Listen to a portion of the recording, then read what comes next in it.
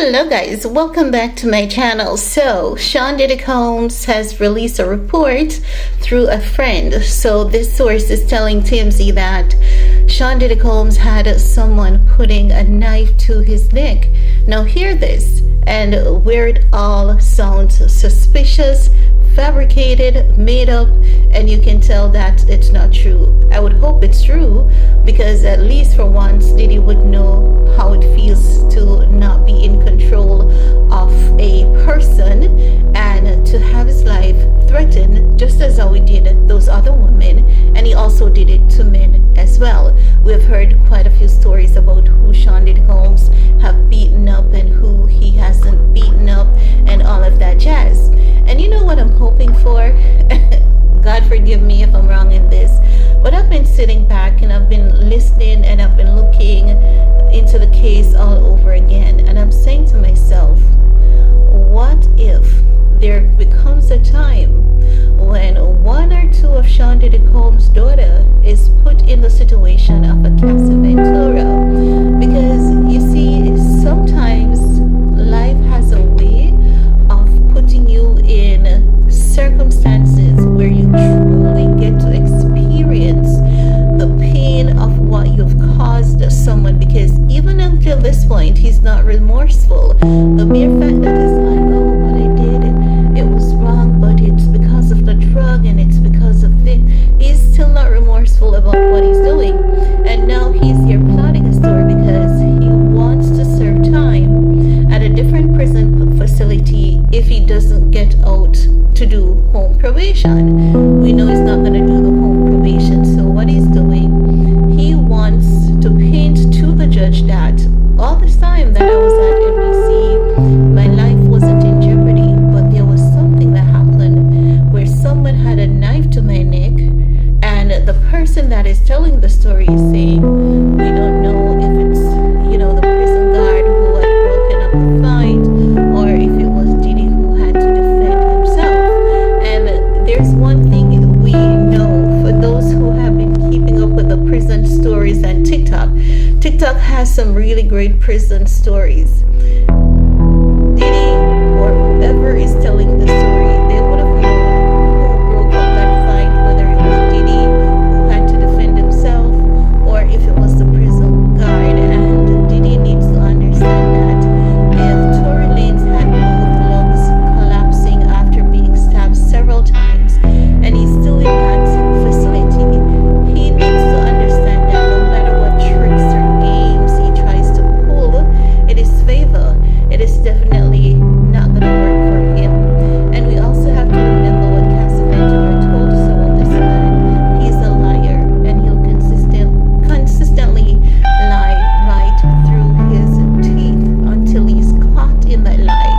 Because what Cassie reminds us not to forget is the fact that when she filed that lawsuit, Diddy said everything was a lie, and it was not until that intercontinental video was released where we saw that Cassie was not telling a lie. He was like, well,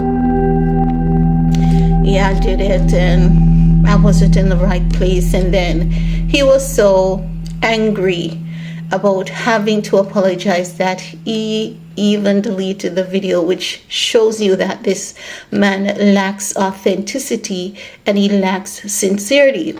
So I would hope there becomes a time when Diddy is of less power, less influence, he gets to witness one of his daughter, or at least two, going through what Cassie went through, Kimporter went through, and all the other women went through, and how helpless he is in that situation.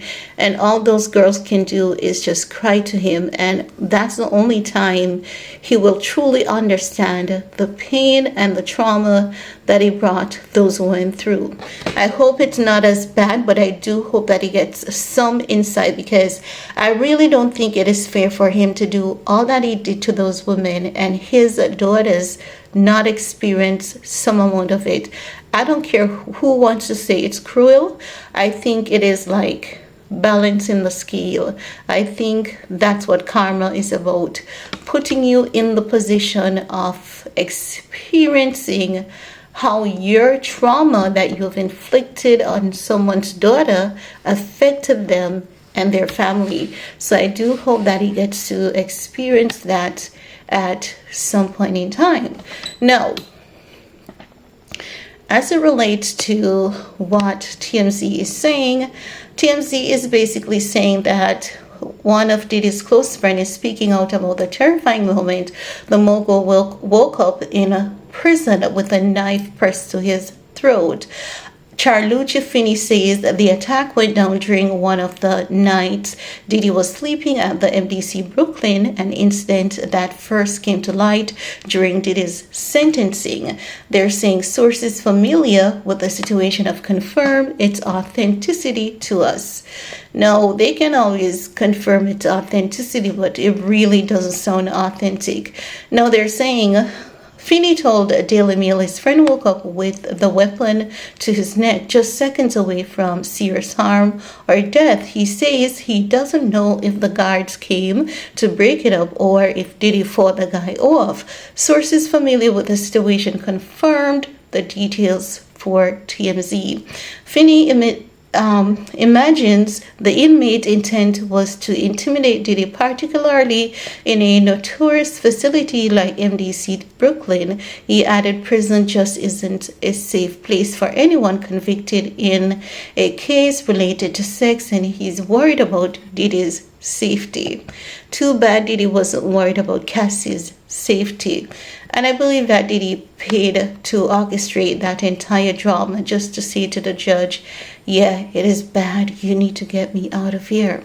Now they're saying Diddy's lawyer, Brian Steele, first mentioned this incident during a sentencing hearing, telling the judge it was a guard who stopped the shiva-wheeling inmate. As you know, Diddy was sentenced to 50 months in federal prison after a jury convicted him of 2 counts of violating the Mann Act. He was acquitted on more serious charges of sex trafficking and racketeering. Now,